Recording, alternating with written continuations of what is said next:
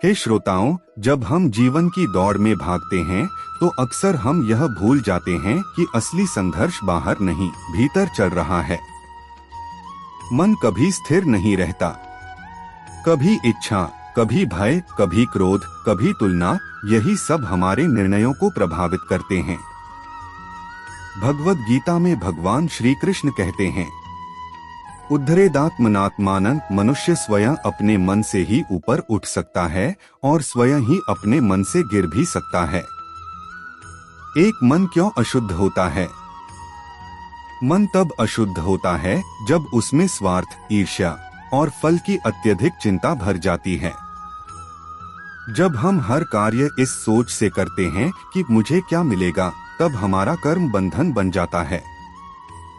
कृष्ण अर्जुन से कहते हैं, कर्मण्येवाधिकारस्ते मा फलेषु कदाचन, अर्थात तेरा अधिकार केवल कर्म करने में है, फल में नहीं। जब हम फल की चिंता छोड़ देते हैं तब कर्म पवित्र हो जाता है। दो कर्म की पवित्रता क्या है? पवित्र कर्म वह है जिसमें किसी का अहित न हो, स्वार्थ कम हो, कर्तव्य की भावना हो और परिणाम को ईश्वर पर छोड़ दिया जाए। मान लो तुम पढ़ाई कर रहे हो। अगर तुम सिर्फ नंबर के लिए पढ़ते हो, तनाव रहेगा। अगर तुम ज्ञान के लिए पढ़ते हो, शांति मिलेगी। फर्क सिर्फ भावना का है। 3 मन को शुद्ध कैसे करें? 1 सत्संग, अच्छे विचारों के साथ समय बिताओ। 2 स्वाध्याय, रोज थोड़ा समय गीता या किसी अच्छे ग्रंथ को दो।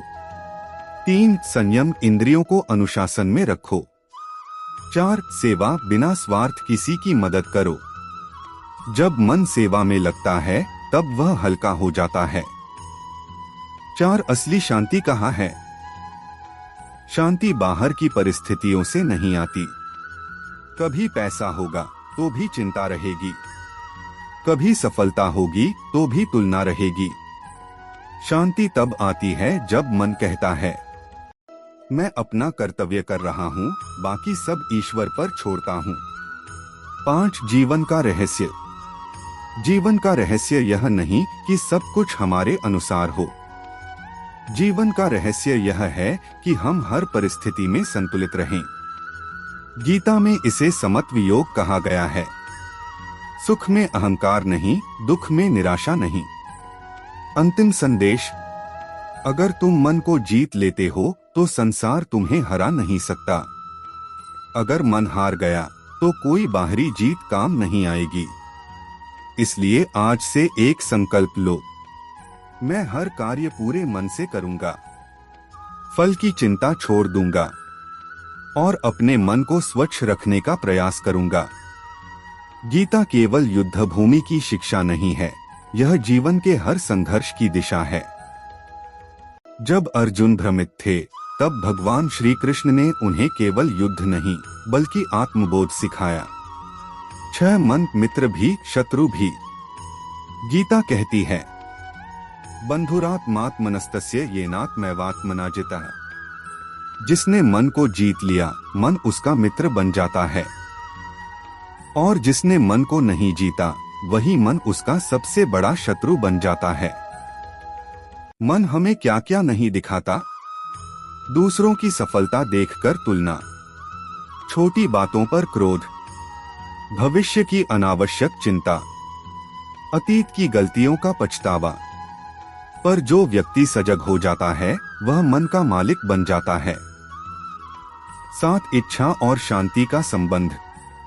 इच्छाएं बुरी नहीं हैं, लेकिन असंयमित इच्छा ही दुख का कारण बनती है। जैसे आग में घी डालते जाओ तो वह और भड़कती है, वैसे ही इच्छाएं पूरी होने पर भी खत्म नहीं होती, बढ़ती जाती हैं। इसलिए कृष्ण कहते हैं, इच्छा को त्यागो नहीं, उसे नियंत्रित करो। 8 असफलता का सही अर्थ। जब हम कर्म करते हैं और परिणाम मनचाहा नहीं आता तो हम निराश हो जाते हैं। पर गीता कहती है, असफलता भी शिक्षा है। अगर तुम्हारा प्रयास शुद्ध था, तुमने पूरी निष्ठा से कर्म किया, तो परिणाम चाहे जो हो वह तुम्हारी प्रगति का हिस्सा है। जीवन में हर घटना हमें मजबूत बनाने आती है। 9 समर्पण की शक्ति। समर्पण का अर्थ हार मान लेना नहीं है। समर्पण का अर्थ है मैं अपना सर्वोत्तम दूंगा और जो होगा उसे स्वीकार करूंगा। जब हम परिणाम को ईश्वर पर छोड़ देते हैं तब भीतर से भय खत्म होने लगता है। आत्मबल कैसे बढ़े? रोज 10 मिनट मौन में बैठो। दिन में एक अच्छा कार्य बिना किसी अपेक्षा के करो। सोने से पहले स्वयं से पूछो, क्या आज मैंने ईमानदारी से कर्म किया?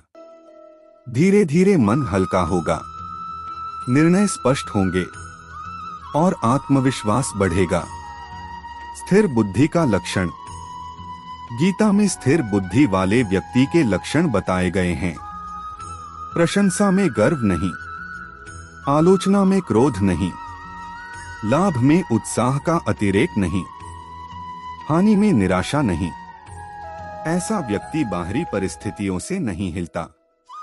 अंतिम गहराई। जब मन शुद्ध होता है कर्म पवित्र हो जाता है। जब कर्म पवित्र होता है जीवन सफल हो जाता है। जब जीवन सफल होता है आत्मा शांत हो जाती है। यही गीता का सार है।